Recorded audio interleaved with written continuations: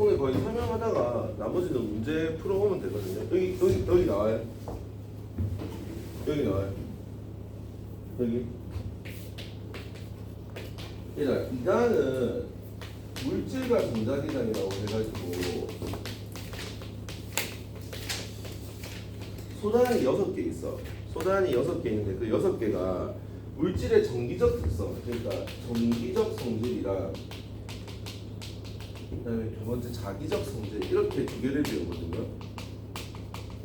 근데 얘들아 사실 좀 약간 이 용어 자체가 생소한 친구들은 전기적 성질은 그냥 전기 현상이라고 생각하면 되고 말 그대로 자기 현상은 그냥 자석에 의한 성질이라고 생각하면 됩니다. 그러니까 전기 현상이기 때문에 얘는 플러스 극하고 마이너스 극이 있는 거고 그다음에는 자석 현상이기 때문에 N극하고 S극이 있을 겁니다.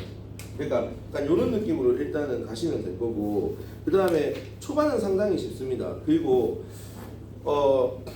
조금 쌤이 살짝 빨리 설명할게. 이게 어떤 거냐면 뭐 길게 설명해봤자 까먹을 거고 사실 길게 설명하려고 마음먹으면 오늘 2시간 반을 해도 좀 모자란 내용이 어떤 거냐면 그러니까 실제로 이따가 이거 약간 뭐 그냥 듣기는 들어나니 너희는 아마 지금 물투의 지금 현행 물투 교육과정 내용을 지금 거기에 녹여서 할 거기 때문에 지금 고등학교 2학년 때 고교 학점제 할 때 할 거기 때문에 이거를 지금 어떠냐면 원래 예전 물리원 교육과정은 예전 한 8년 전에 물리원 교육과정은 LC회로라고 하는 거를 배웠습니다. 그러니까 LC회로라고 하는 걸 배웠고 그 다음에 이제 물투로 넘으면 RLC 회로라고 그러니까 이때 R이 저항이다. 그러니까 LC 회로 그러니까 충전기하고 저항하고 뭐 약간 이런 거 뭐 약간 충전과 방전 상태에 대한 거에 대한 회로를 조금 배웠습니다. 근데 이 교육 과정이 그냥 완전히 그냥 물리투로 다 넘어가고 그냥 우리가 물리원에서는 안 하거든.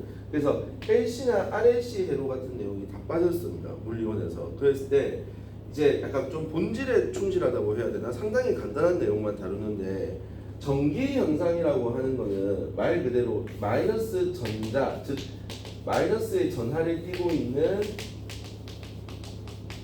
전자의 흐름이거든 얘들아. 전자 흐름이란 말이야. 그래서 그 전자라고 하는 거는 모든 물질의 핵과 전자로 되어 있잖아. 그 전자에 대한 이야기부터 합니다. 그래서 원자 구조부터 먼저 하거든요. 그래서 혹시 지금 화학 선행을 좀 한 애들은 어라 이거 중학교 아니 내 하원 선행할 때 배웠던 내용이 그대로 나올 겁니다. 그래서 그렇기 때문에 그냥 간단하게만 좀 할 건데 일단 원자에서 가장 먼저 밝혀낸 입자는 전자입니다. 그러니까 원자의 가장 기본적인 구성 요소인 핵과 전자가 있다 했을 때 전자를 먼저 밝혀냈거든. 그게 톰슨입니다. 자, 톰슨이 음극선 실험을 통해서 밝혀냈는데 그냥 마이너스 극하고 플러스 극의 기체 방정 간에 수소 원자를 막 넣어줍니다. 그때 여기에 아주 고온 고압을 흘려주고 약간 이렇게 스크린, 그러니까 형광물질 같은 거를 입혀주니까 여기에서 마이너스 극에서 플러스 극으로 이동하는 무언가를 하나 발견을 하게 됩니다. 그리고 내가 이걸 좀 말하려고 하면 한도 끝도 없이 긴데 이거를 음극선이라고 하고 톰슨은 사실 이거를 하동으로 봤거든요. 그럼 내가 지금 이 말이 너무 어렵겠죠. 그냥 아무튼 음극선 마이너스에서 플러스로 뭔가 이동하는 게 수소 원자 내부에 있다라고 밝혀낸 거야. 그래서 음극선이라는 게라고 이야기를 하고 거기에 이제 실험을 좀 추가적으로 몇 개 더 하거든. 마이너스 극하고 플러스 극을 이렇게 양옆에 위아래로 두니까 이렇게 휘어지게 됩니다. 그럼 확실히 뭔데? 이쪽으로 플러스를 향해서 휘어지기 때문에 원자 안에 마이너스 전하를 띠고 있는 입자가 있다 밝혀냈고 그 다음에 뭐 바람개비 같은 거를 이제 실험을 하다 보니까 마이너스 극 쪽에서 플러스 극 쪽으로 이렇게 바람개비를 두면 바람개비가 그림자가 생겨. 그래서 음극선이 직진하는 성질이 있다는 것을 밝혀내고 그 다음에 얘가 움직입니다. 그래서 사실 움직인다는 말은 F는 MA에 의해서 운동 상태가 변화했지. 0이 아니죠. 그러면 얘가 0이 아니어야지 힘이 0이 아닐 겁니다. 그러니까 얘가 만약에 0이 되면 어떻게 되는데? 힘이 없다는 말이잖아. 그러니까 힘을 줘서 움직인다. 그래서 질량을 가진 입자다. 그거를 이제 뭐라고 이름을 붙였다? 전자라고 이름을 붙였습니다. 그래서 이거 밝혀냈고 그 다음에 이제 러더퍼드라고 하는 과학자가 알파 입자 산란 실험을 하거든. 이 사람은 수소를 선택하지 않고 금을 선택합니다. 금박을 이렇게 딱 쏘아주면 알파 입자라고 하는 게 플러스 전하를 띠고 있는 입자거든. 헬륨 이가 양이온입니다. 그러니까 이 입자를 쫙 쏘아주면 거의 대부분이 이 금박을 통과하거든요. 근데 거의 대부분은 통과를 하는데 일부가 한 130도 이상의 각도로 휘어집니다. 그러니까 와가지고 확 휘어지게 되거든요. 그 말은 플러스하고 똑같은 플러스를 띠고 있는 부분이 있다는 말 아니겠냐. 플러스하고 플러스끼리 청력이 있으니까 여기에 튕겨 나온다는 거거든. 이걸 통해서 어떤 원자에는 플러스 전하를 띠고 있는 부분이 있는데 거의 대부분 통과했다는 말은 극히 일부만 지금 되튕긴다. 그럼 플러스 전하를 띠고 있는 부분에 차지하는 공간, 부피는 매우 작고 질량은 매우 큰 플러스 전하를 띠고 있는 입자를 밝혀내고 그거를 원자 핵이라고 했습니다. 그래서 밝혀내고 그 다음에 이제 밝혀냈던 실험이 이제 톰슨의 실험인데, 자 톰슨 실험 같은 경우도 그냥 어떤 거냐면 약간 이런 느낌이다. 톰슨이 이거 화원 한 사람, 그럼 손 들어보세요. 화원 했어요? 했어요? 화원 안 한 사람? 네, 못했어요. 그러니까 얘들아, 내가 말하는 거는 진짜 요거를 못한다고 내가 자괴감을 느끼지 말라고. 이거는 화학할 때 하는데 굳이 우리는 역학에 조금 초점을 두고 화학여기에 많이 초점을 두지 말자. 그냥 오늘 한번 들어봤다. 이거 화학에서도 할 거야. 화학에서 했죠 이거. 화학한 사람들 했죠. 그러니까 톰슬러, 그러니까 이때까지 교육과정에 전부 다 화학에 다 있었는데 이상하게 요번에 지금 물론으로 들어와 있습니다. 그래서 사실은 물리에서 하는 게 맞기는 맞는데 화학에서도 많이 할 거라서 뭐 그냥 톰슨 실험, 러더포드 실험 있다. 그래서 읽어보면 될 겁니다. 지울게요. 그렇게 전자를 발견하고 그 다음에 원자핵을 발견하고 뭐 약간 이런 느낌이라고 기억을 하면 되고, 그 다음에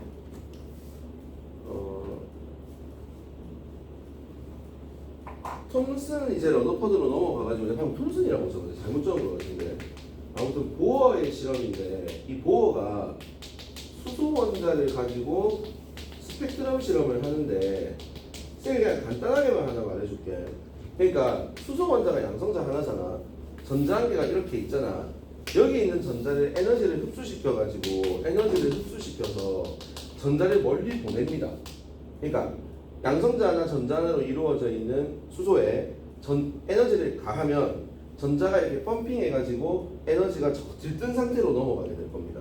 그럼 들뜬 상태에 있는 전자는 가만히 놔두면 알아서 지가 바닥 상태로 돌아오려고 할 거야. 그러니까 무슨 말이냐면 집에 있는 애를 일부러 내쫓으면 강아지 같은 것들을 그럼 알아서 집에 찾아오잖아. 그런 느낌으로 지가 찾아오게 된다는 겁니다. 그때 에너지를 방출하면서 지가 바닥 상태에 도착하게 되는데 이 방출하는 에너지를 그 방출하는 에너지를 스펙트럼상에서 찍어볼 겁니다. 그러니까 뭐 예를 들어서 우리는 미리 결론을 아니까 1번 껍질, 2번 껍질, 3번 껍질, 4번 껍질, 5번 껍질 이렇게 있다 치면 요 껍질로 한 7번 껍질로 보냈던 이 전자가 이렇게 뭐 6번 껍질, 5번 껍질, 3번 껍질, 1번 껍질 이런 식으로 내려올 거라는 거야 얘들아. 그래서 내려오게 되면 그때마다 에너지를 방출하고 그 방출한 에너지를 파장별로 이렇게 선을 그어 볼 거라는 겁니다. 그래서 이거를 불연속 스펙트럼으로 이렇게 또 추워. 에어컨 춥지? 뭐지 이거? 도라인가? 아무튼 불연속 스펙트럼이 나오는데 이 불연속 스펙트럼이 어떤 거냐면 뭐 예를 들어서 6에서 뭐 4로 가고 뭐 여기는 6에서 3으로 가고 이런 식으로 에너지가 바뀔 때마다 에너지를 냅니다. 그리고 보어가 이거를 다 계산을 했거든요. 그때 각각의 껍질에 있는, 그러니까 뭐 1번 껍질, 2번 껍질, 3번 껍질 각각의 껍질에 있는 전자들이 가지고 있는 에너지 값을 계산을 했어요. 그게 뭐냐면 n번째 껍질에 있는 에너지 값이 마이너스 n 제곱분의 1312 또는 뭐 13.6인가 아무튼 그런 13.6일 때는 일렉트론 볼트고 여기는 킬로줄 포몰일 거야. 그래서 아무튼 이런 어떤 상수를 가지게 됩니다. 그래서 우리는 이게 상수로 취급해서 E는 마이너스 n 제곱분의 k다라고 하는 걸로 표현을 할 겁니다. 지금 조금 안 하면 어렵다는 거. 안 하면 당연히 어렵습니다. 지금 화원을 선행을 안 했으면 어려운데 쌤은 여기에 포커스를 안 줄 거기 때문에, 그리고 뭐 여기가 뭐 그렇게 여기는 확실히 좀 공부를 좀 나중에 하고 들어보면 쉬운 단원이라서 그냥 너무 그냥 버린다라고 생각해라. 안 되는 애들은 그냥 한번 듣는다 생각하면 된다. 제가 뭐 크게 의미 두지 마라. 자, 그래서 이건데 지금부터 하는 내용은 조금 기억을 해라. 보어가 어쨌든 수소 원자를 가지고 어떤 스펙트럼 실험을 한 것 같아. 이까지는 이해하고, 그리고 이렇게 여기 어떤 양성자 원자 핵이 있으면 1번 껍질, 2번 껍질, 3번 껍질 이렇게 쭉 해서 핵으로부터 정말 멀리 떨어져 있을 때, 이 핵으로부터 영향력을 행사받지 못할 때, 그때의 에너지 값을 0으로 볼 겁니다. 이건 무한대라는 표현인데, 무한대로 보낼 때의 에너지를 0으로 볼 거야. 0으로 봤을 때 당연히 안쪽 껍질로 갈수록 에너지 값이 낮아지거든요. 안정해지기 때문에. 다시 안정할수록 에너지는 낮습니다. 낮아지기 때문에 에너지가 이제 밑으로 내려가면 이제 마이너스 값이 왜 나오는지 알겠죠? 음수 값이 나오고 n제곱분의 k라고 하는 값을 가진다 이겁니다. 쉽게 생각하십시오. 그냥 1번 껍질에 전자가 있다. 얘는 가지고 있는 에너지가 마이너스 k야. 2번 껍질에 에너지가 있다. 그럼 얘는 마이너스 4분의 k야. 3번 껍질에 전자가 있다. 걔가 가지고 있는 에너지는 마이너스 9분의 k야. 마이너스 16분의 k야. 이렇게 될 겁니다. 그래서 약간 이런 걸 설명을 했고, 그 다음에 우리가 여기를 에너지 값이라고 하고 여기는 뭐지? 껍질 수라고 하면 1번 껍질이 가지고 있는 에너지가 마이너스 k제. 마이너스 k라는 값이 1번 껍질이 가지고 있는 에너지라고 하면 저 무한대 껍질에 있는데 저 멀리 있는 껍질은 0이야. 에너지 값이. 맞죠? 0이란 말이야. 그러면 이제 2번 껍질의 에너지는 마이너스 4분의 k는 4등분으로 나누었을 때 여기가 마이너스 4분의 k제. 두 번째 껍질이 가지고 있는 게 마이너스 4분의 k이고, 세 번째 껍질 마이너스 9분의 k는 얘를 9등분하게 되면 한 요거 중간보다 살짝 올라가게 됩니다. 얘가 3번 껍질에 있는 에너지고, 그 다음에 4번 껍질에 있는 전자의 에너지를 선으로 표시하면 이렇게 되고, 뭐 5번 껍질은 이래 되고 6번 껍질이 이렇게 돼. 그러면 얘들아, 우리가 에너지를 방출할 때는 껍질과 껍질 사이를 넘나들 때 에너지를 방출하거든. 그럼 내지 만약에 자 4번 껍질에 있던 애가 2번 껍질로 오게 되면 에너지를 뿅 하고 방출할 거라고 얘들아. 방출하면서 지가 2번에 안착할 거란 말이야. 그러면 그때 우리가 어딘지는 모르겠는데 1번까지 내려오는 거 있잖아. 어딘지는 모르겠는데 1번, 4에서 3에서 1, 2에서 1 이렇게 내려오는 에너지의 값 있잖아. 이거를 우리가 에너지 값을 계산해 보면 자외선 영역으로 나오게 됩니다.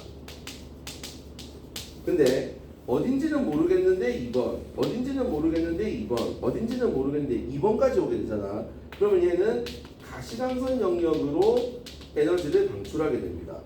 그리고 어딘지는 모르겠는데 3번, 어딘지는 모르겠는데 3번까지 오게 되면 적외선의 에너지 영역을 방출하게 됩니다. 여기까지 이해하시겠습니까? 자, 그러면 여기서 우리가 자외선 영역을 우리는 밝힌 과학자 자라 해가지고 라이먼 계열, 뭐 자라, 가바 이렇게 외웠는데 나는 발머 계열, 그 다음에 뭐 파전 해가지고 파셴 계열 이렇게 해서 뭐 이름은 중요하지 않습니다. 이름은 실질적으로 수능에 나온 적은 없습니다. 자외선 계열, 가시광선 계열, 적외선 계열의 에너지를 방출한다. 이게 우리의 목표입니다. 이거가 이런 내용들을 배우게 되고, 그리고 어떤 파동의 에너지는 이게 파동으로 보는 거거든. 사실 좀 너희가 이게 약간 깊숙이 들어가면 좀 양자역학의 출발 시작이 사실 고 이론이란 말이야. 이론이 조금 어렵습니다. 이론이. 그래서 고등학교 때 이거를 소개할 때는 좀 쉽게 소개합니다.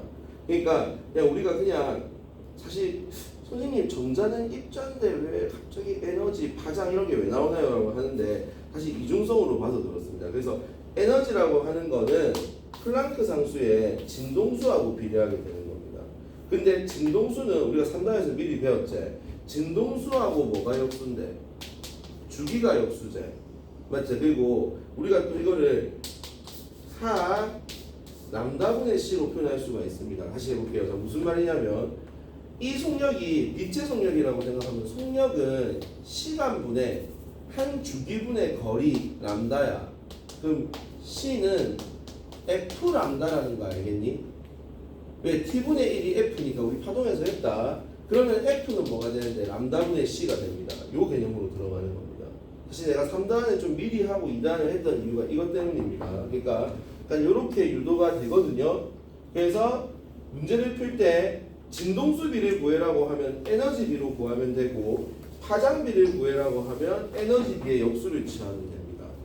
조금 어렵죠? 근데 약간 이런 내용으로 해서 이루어져 있는 게 1번 내용하고 2번 내용이고, 그 다음에 우리가 이제 전기력을 하나 설명해야 되는데, 자 지워볼게. 여러분 복습해 줄게. 얘들아 선생님이 말하는 거 믿어도 된다. 지금 내가 이거 그냥 대충 넘겨라 라고 하는 건 진짜 대충 넘기면 됩니다. 그러니까 대충 넘겨라고 하는 거는 또 꼼꼼하게 보고 싶어 하면서, 역학 문제는 지금 대충 만약에 풀고 이거는 수능 기출 문제니까 킬러니까 안 풀어야지 이러면 안 된다 얘들아. 그러니까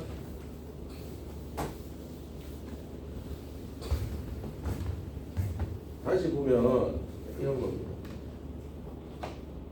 자, 전기력은 다시 얘기하니까 정리를 좀 해줄게. 자, 우리가 지금 전기 현상을 배울 건데, 이 전기 현상의 기본 근원은 누구 때문이다? 전자 때문이라는 겁니다. 전자 때문에 전기 현상이 생겨요, 얘들아.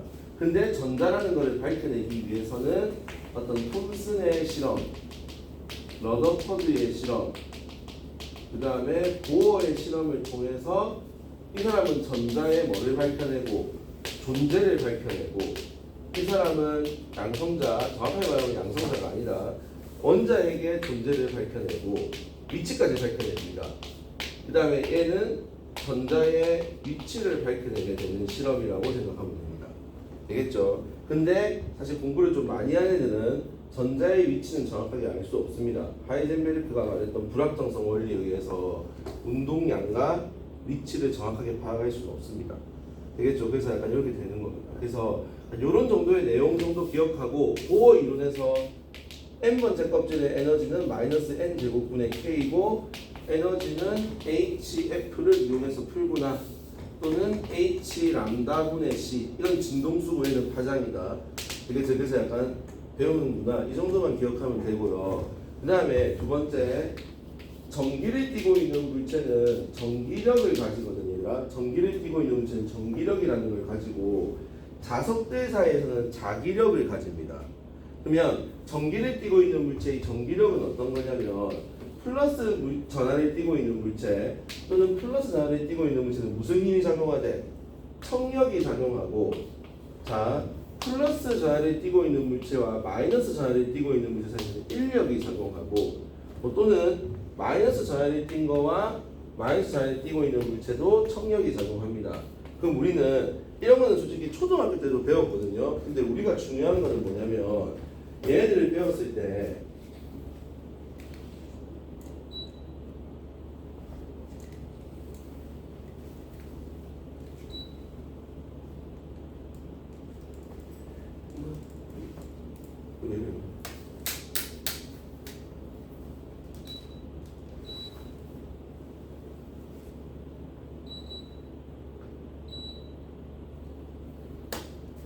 그래서 우리가 배우는데, 우리는 이제 그냥 청력이 작용한다, 이 두 개는, 얘는 인력이 작용한다, 이렇게 배웠잖아 우리가 얘들아. 근데 그 세기를 구하고 싶어. 그 세기를 구할 때 만륜력 법칙을 이용해 가지고 두 전하를 띠고 있는 물체 사이의 거리를 r이라고 하고, 두 물체의 전하량을 플러스 그러니까 q1, q2라고 했을 때 전하량의 곱이 크면 클수록 힘이 세고, 거리 제곱에 반비례하고, 그 다음에 여기에 뭐 쿨롱 상수, 여기는 뭐라고 뒀지? K라고 뒀지? 쿨롱 상수 K를 둬가지고, 쿨롱이라는 거는 과학자가 만륜력 법칙을 좀 차용해가지고 만든 법칙입니다. 그래서 이 법칙에 대해서 이제 너희가 이해해서 문제 풀면 됩니다. 근데 이 문제가 수능에서 약간 준킬러로 나오거든요. 조금 어렵게 나올 겁니다. 근데 어렵게 나오는데, 사실은 갑자기 이게 킬러로 나와가지고, 자 쌤이 어떻게 푸는지 한번 보여줄게. 자료 2번 한번 봐봐. 자료 2번을 내가 한번 풀어줄 테니까 151쪽 이거 내가 풀어봐 줄게. 자 이게 답니다. 지금 어디까지 설명했냐면, 쌤은 1번하고 2번 있잖아, 원자의 스펙트럼, 이 설명을 아주 대충 설명을 다 했습니다. 그리고 우리는 오늘 숙제가 어디까지냐면 167쪽까지 풀어오면 됩니다. 전기는 정말 빨리 나갈 거다. 148에서 167까지만 풀어오면 됩니다. 그리고 풀이는 내가 해줄 겁니다. 되겠죠? 조금 뒤죽박죽이라도 이해해 주세요. 자, 중간중간에 하나씩 내가 풀어줄 건데 오늘 우리 151쪽까지만 풀고 마칠 거거든요. 151쪽에 자료 1, 자료 2만 하고 마칠 겁니다. 자료 1은 바로 같이 합시다. 자, 그림 가나는 톰슨 원자 모형과 러더퍼드 원자 모형이다. 우리가 기억해야 되는 과학자 이름은 톰슨하고 러더퍼드하고 보어거든. 근데 봐봐. 톰슨에는 아직 플러스가 있으면 안 돼. 그러니까 있어도 되긴 되는데 그냥 마이너스들이 막 퍼져 있는 이 나 그림이 톰슨이고, 러더퍼드는 원자핵이 조금 포커스가 맞춰져 있죠. 이게 러더퍼드입니다. 그래서 가는 러더퍼드 모형이다. 가의 원자핵은 플러스를 띈다. 나의 전자들끼리는 청력이 작용한다. 쉽죠? 가의 원자 모형, 즉 러더퍼드의 원자 모형에서 원자핵의 존재를 알아내는 실험에 사용된 입자는 뭡니까? 알파 입자겠죠. 알파 입자고 이걸 다르게 말하면 헬륨 원자핵이라고 해도 됩니다. 근데 얘들아, 헬륨 원자라고 적으면 서술형에서 틀렸다고 한다. 아니 감점이 또 아니고 그냥 틀렸답니다. 헬륨 원자핵입니다. 자, 그리고 3번 가에서 가는 전자는 임의의 궤도에서 원운동을 한다. 이게 너희가 조금 어려울 수 있는데, 가에서 전자는 이 사람이 원자핵을 밝혀냈지 전자핵 이거는 솔직히 보어 이론 아닌가요? 라고 말하는 애들이 있는데, 가에서 전자는 임의의 궤도에서 원운동한다라고는 설명을 했습니다. 근데 러더퍼드는 원운동을 하게 되면 에너지 손실이 생기지. 왜? 가속운동이기 때문에. 이 말 좀 어렵다. 다시 봐봐. 지금 전자가 원운동을 해. 원운동이라고 하는 거는 등속 원운동이라고 치자. 원운동을 하면 이거는 등속 직선 운동이 아니지. 그러면 방향을 계속 바꾸고 있기 때문에 가속도 운동이거든. 그러면 힘을 소모해. 힘을 소모하게 되면 에너지를 소모하는 겁니다. 그러면 러더퍼드가 생각할 때, 그러니까 러더퍼드가 약간 직관력이 엄청 좋았던 과학자인 게, 러더퍼드가 딱 원자핵을 밝혀냈잖아. 그런데 이 원자핵을 자신은 지구과학에서 말하는 행성의 태양계처럼 생각했습니다. 그러니까 수금지와 목토천해가 알아서 지가 주변에 전자들이 돌잖아. 그런 발상을 합니다, 실제로. 그러니까 이거 좀 약간 꼼꼼하게 따지는 애들은 선생님 보호 이론 아니에요. 가에서 그냥 굳이 나가 확실히 톰슨이니까 가를 러더퍼드라고 푸는 거는 이해하겠는데, 전자가 지금 계속 원운동하고 있고 이런 거는 보호 이론 아닌가요? 껍질 이론 같은 거? 근데 사실 실제로 그겁니다. 그래서 러더퍼드가 직관적으로 이걸 생각해냅니다. 실험으로 밝혀낸 게 아니라. 근데 그때 이제 과학자들이 약간 딴지를 건 게 뭐였냐면, 전자가 등속 원운동을 한다 또는 원운동을 하게 되면 에너지 소모가 있다가 보니까 지가 이제 도는 힘이 후달린단 말이야, 얘들아. 도는 힘이 후달리면 어떻게 되는데, 핵이 전자를 점점 많이 당기겠지. 그래서 얘가 빨려 들어가지 않을까라고 하는 발상을 합니다. 그거를 해결하기 위해서 나온 이론이 사실은 이 보어가 말한 양자 이론입니다. 근데 보어는 사실 양자 조건하고 진동수 조건이라는 두 개의 조건으로 아니야. 그냥 등속 원운동을 깔끔하게 그냥 등속 원운동을 할 때는 에너지 손실이 없다고 그냥 가정하고 들어갑니다. 그래서 그렇게 해서 증명을 하게 되는데, 일단 그래서 가는 맞습니다. 가에서 원자 대부분은 빈 공간이다. 맞습니다. 가에서 원자핵 아니 이건 절대 틀렸지. 이건 이론상으로도 알지. 원자핵의 질량이 대부분이고 전자는 질량 거의 없지. 나의 전자는 음극성 실험 맞고, 나에서 원자 내부는 대부분 공간이 비어 있다. 나에서 원자 내부는 뭔데? 나에서 원자 내부는 대부분 공간이 비어 있잖아요. 실제 우리가 원자가 대부분 공간이 비어 있다가 맞는 거지. 톰슨이 보기에는 전자가 다 퍼져 있다고 본 겁니다. 그러니까 X입니다. 되겠죠? 뭐 2번에 1번하고 5번만 조금 주의하세요. OOX. 자, 그 다음에 자료 2 같은 게 너희가 요즘에 지금 수능에서 킬러로 나오는데, 자, 이거 어떤 거냐면, 봐봐.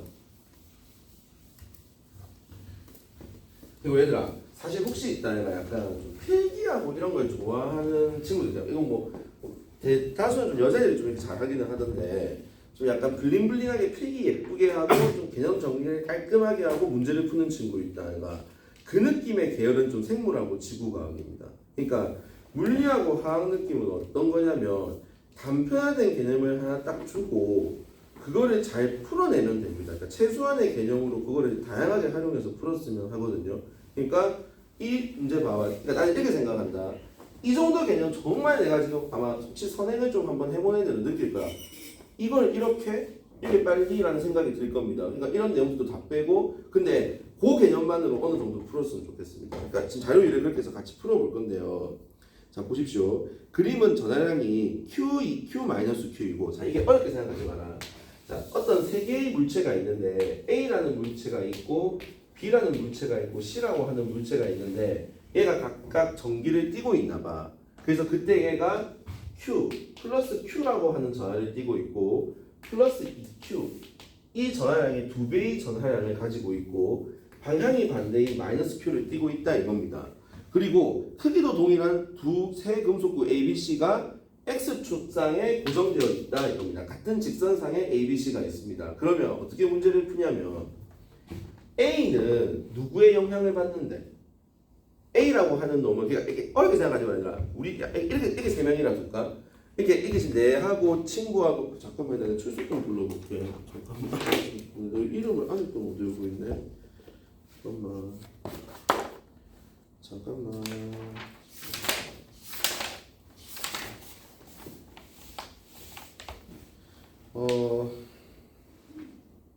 일단은 자 나윤아 아직 안 왔나? 나윤이가 누구지? 오늘 안 온 애가 나윤이가. 김나윤이 누군데? 아 걔가 걔가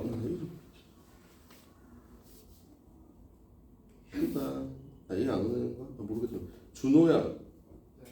네가 준호가 준호 언제쯤 외울까? 준호야. 그다음에 희원아. 잠깐만. 준호. 내가 오늘 숙제를 해야 될 건데 숙제 이거 말고 그걸로 하자. 그 전기장만 들어와라. 준호 있고 희원이 현우야. 예서가 그만둔 애 맞자. 아닌가? 예서가 혹시 네 친구 예서 아니지? 걔는 이름이 뭔데? 아 걔가 나윤이라고? 장애인가? 이게? 야 우리 추석이 언제? 아 설날이 언제인데? 설날 때 수업 하나? 아 설날 때 일본 가야 되는데 아톰 벽지 사러 가야 되는데 아 예서야. 아 예서는 없제? 그래 소희야. 소희? 응 서준아. 네. 네가 서준이가. 네. 준서는 누군데? 네. 안 온 애가. 네. 아이나. 이름이 왜 이렇게 어렵노? 한 7주만 시간도 외울게. 아니 지금 다른 쌤들은 다 외우나? 아니 다른 쌤은 그냥 궁금한 게 그냥 열몇 명이 이렇게 있으면 그 다음 시간에 바로 외우나? 소희야 뭐 이렇게 하나? 집중해야지 뭐 이렇게 하면서 하나? 그래?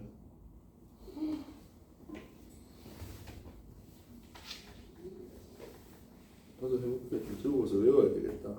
내일 3시부터 3시 반까지 외워야 되겠다. 스케줄에 적어놔야 되겠다. 이거 외우는 거. 준서, 서준,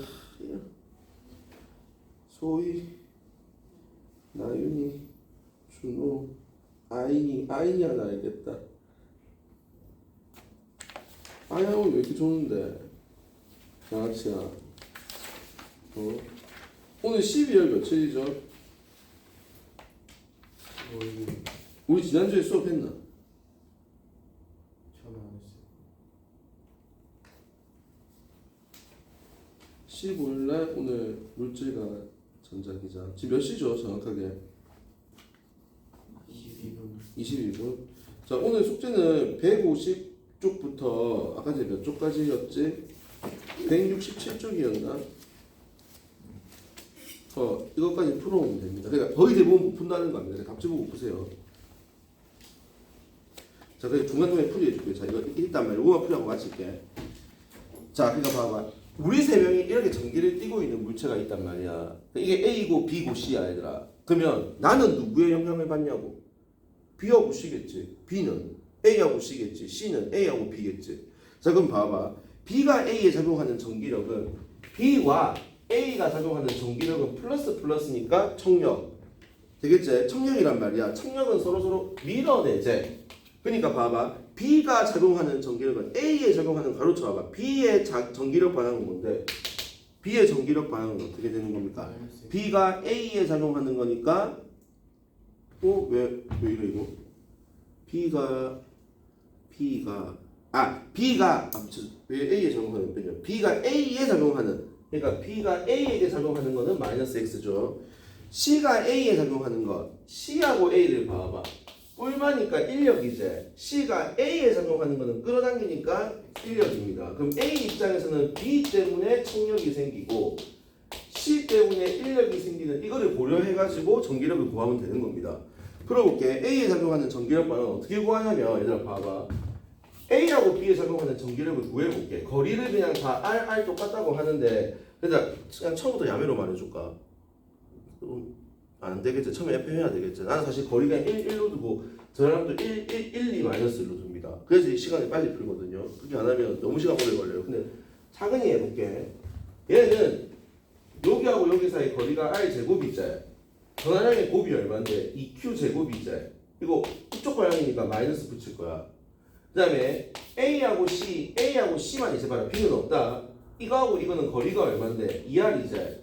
그럼 거리 제곱하면 4R 제곱분에 전화량의 곱이 뭐가 되는데 마이너스 Q 제곱인데 이거는 이쪽 방향이제. 그러니까 이쪽 방향의 마이너스 이쪽 방향 플러스로 하게 되면 이거 어떻게 되냐? 4R 제곱분에 이거잖아. 그러면 4의 제곱분에 뭐가 되냐? 마이너스 7Q 제곱이니까 이거 이쪽 방향이죠. 그러니까 마이너스 X 방향입니다. 되겠죠? 그럼 C가 A에 작용하는 C가 A에 작용하는 전기력을 F라고 해래. 이거를 F라고 보라고 얘들아. 그럼 이거의 얘는 뭔데? 마이너스 8F겠지 얘는. 그럼 그 두 개를 합하면 마이너스 7F겠지. 이거 거기 봐봐. A에 작용하는 전기력은 마이너스 7F입니다. 자 봐. 전기력은 마이너스 7F고 전기력의 크기는 절대값이어서 7F입니다. 이게 2번다. BC에 작용하는 전기력을 FB, FC라고 할 때 구해라 이거거든. 자 봐봐. 다시 그려줄게. 안 어렵죠 이거? 이거 안 어려워하는 애들은 안 어려워하는 애들은 안 어려워하는데 어려워하는 애들은 더럽게 어려워하는 게 이 파트거든. A, B, C인데 자 A가 지금 거리가 다 R 떨어져 있어. 근데 쌤은 이제 거리를 1로 해볼게. 거리가 1 떨어져 있어. 그리고 얘 전화량을 플러스 Q 플러스 2Q 마이너스 Q라면 그냥 플러스 1 플러스 2 마이너스 1이라 할게요. 그게 훨씬 쉬울 겁니다. 그러면 A가 B에 의해서 작용하는 힘은 어떻게 되는데 K도 뺄 겁니다. 1의 제곱분에 1 곱하기 2하니까 2입니다. 그리고 이쪽 방향이니까 이쪽으로 2라고 생각하면 됩니다. 그리고 A하고 C에 작용하는 거는 뭐냐면 A하고 C에 작용하는 건 거리 2의 제곱 4분의 1하고 마이너스를 곱하면 그냥 마이너스인데 1이야. 이쪽 방향일 거 아니야. 서로서로 인력이니까. 그러니까 얘는 4분의 1이야. 이 4분의 1을 F로 봐라 이겁니다. 그럼 A 입장에서는 2는 뭐가 되는데 8FR가 되겠죠. 그럼 이쪽으로 8F, 이쪽으로 F니까 이쪽으로 7F의 힘을 A는 토탈 받는 겁니다. 자, B에 볼게요. B는 어떻게 되냐? A하고의 관계를 보니까 거리 제곱 1에 저항의 부분 이제 2입니다. 4분의 1을 1로 받기 때문에 얘는 뭔데? 2는 이 플러스니까 얘는 청력이겠지. 미안. A에서 8F가 작용할 거야. 이제 B하고 C를 볼게. 거리 제곱은 1이고 저항 곱은 2죠. 이것도 2입니다. 4분의 1을 F로 받기 때문에 2는 8F인데 플러스 마이너스는 또 끌어당길 거 아니야. 그럼 얘도 8F입니다. 그럼 얘는 어떻게 되는데 B는 토탈이 16F로 이쪽으로 작용할 겁니다. 안 어렵죠? 자, C에 작용하는 걸 볼 건데 C는 A하고의 거리는 이제 2의 제곱 4에 저항의 곱이 얼마인데 1, 2 마이너스 1이니까 1이야. 그러면 4분의 1을 F로 봤을 때 얘도 F인데 플러스하고 마이너스는 당기잖아. 이쪽으로 F가 작용한다 이겁니다. 그리고 이제 B하고 C하고 작용하는 거는 거리가 1이지. 두 개를 곱하면 2지. 1분의 2는 아까 전에 8F였지. 8F인데 뿔마니까 또 땡긴단 말이야. 그럼 8F지. 그럼 얘는 이쪽 방향으로 9F가 작용해. 근데 크기를 물었으니까 뭐다? 16대 9가 되는 겁니다. 그럼 보세요. A는 이쪽으로 7F, B는 이쪽으로 16F, C는 이쪽으로 9F야. 자, 풀어볼게. BC에 작용하는 전기력 방향은 서로 반대다. O. A가 B에 작용하는 전기력의 크기는 A가 B에 작용하는 전기력의 크기는 8F제. 근데 A가 C에 작용하는 전기력의 크기는 얼마인데 AC가 얼마였지? F였지? 그럼 뭐가 되는 건데 8배다. 근데 4배라고 했으니까 틀렸죠. 8배로 바꿔야 됩니다.